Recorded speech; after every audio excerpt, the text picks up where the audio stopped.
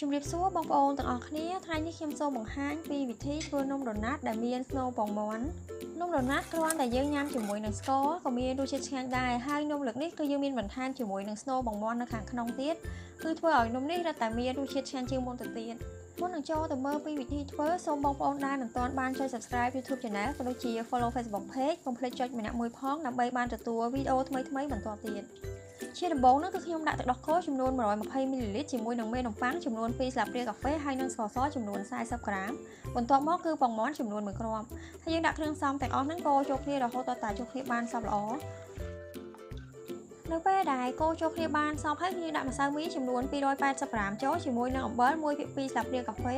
ហើយបន្ទាប់មកគឺត្រូវច្របល់ចូលគ្នារហូតដល់តែចូលគ្នាបានសព្វល្អ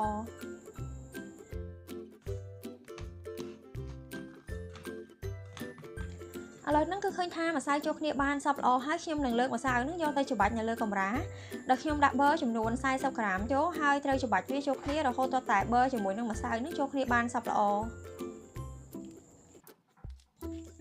នៅពេលដែលច្របាច់ម្សៅចូលគ្នាជាមួយនឹងប៊ឺបានសព្វហើយគឺយើងត្រូវបន្តច្របាច់រហូតដល់តែម្សៅហ្នឹងរលោងល្អហើយនៅពេលដែលឃើញថាមុខលើរបស់ម្សៅហ្នឹងរលោងល្អហើយគឺយើងអាចឈប់ច្របាច់បានដោយម្សៅនេះគឺខ្ញុំប្រើពេលច្របាច់ប្រហែលជាជាង10នាទីបន្ទាប់មកទៀតគឺយើងត្រូវយកម្សៅហ្នឹងទៅគ្របទុករយៈពេល1ម៉ោងនៅពេលដែលគ្របម្សៅទុកបាន1ម៉ោងរួចហើយគឺយើងយកម្សៅហ្នឹងមកសង្កត់ឲ្យខ្យល់ចេញពីក្នុងម្សៅបន្ទាប់មកទៀតគឺយើងយកម្សៅហ្នឹងទៅកាត់ជាដុំតូចៗ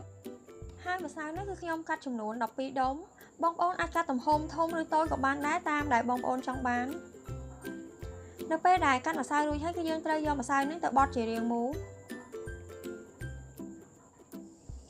បន្ទាប់ពីបត់ម្សៅរួចហើយគឺយើងយកម្សៅហ្នឹងទៅដាក់នៅលើថាសហើយសង្កត់វាបន្តិចផងបន្ទាប់មកទៀតគឺយើងត្រូវគ្របម្សៅទុករយៈពេល30នាទី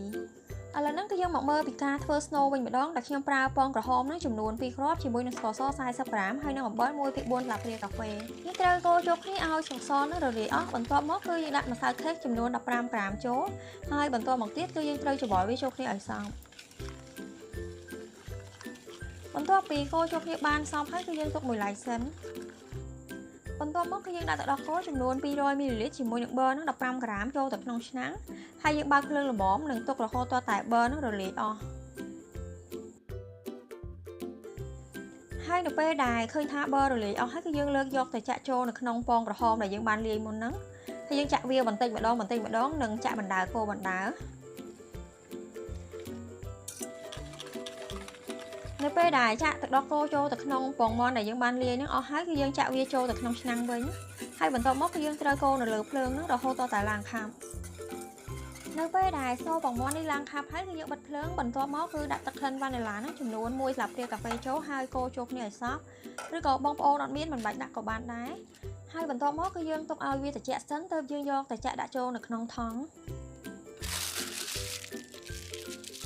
បន្ទាប់ពីក្រុមម្សៅទុកបាន30នាទីហើយគឺយើងអាចយកទៅចៀនបានដោយយើងដាក់ប្រេងហ្នឹងឲ្យក្តៅតិចសិនទើបយើងដាក់ម្សៅចូលចៀនហើយចៀនដោយបើកភ្លើងតិចហ្នឹងរហូតដល់តែនំហ្នឹងឡើងក្រហម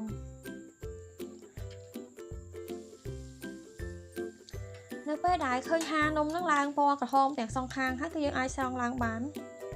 នៅពេលដែលចៀននំរួចរាល់អស់ហើយគឺយើងយកចង្កឹះមកចាក់នៅលើនំហ្នឹងដើម្បីឲ្យមានប្រហោងសម្រាប់យើងដាក់ស្នូលនៅខាងក្នុងបន្ទាប់មកគឺយើងយកទៅប្រឡាក់នៅក្នុងស្ករសបន្ទាប់ពីប្រឡាក់ជាមួយនឹងស្ករសរួចរាល់អស់ហើយទើបយើងយកស្នូលពងមាន់ដែលយើងបានច្រកចូលទៅក្នុងថង់ហ្នឹងយកមកច្របាច់ដាក់ចូល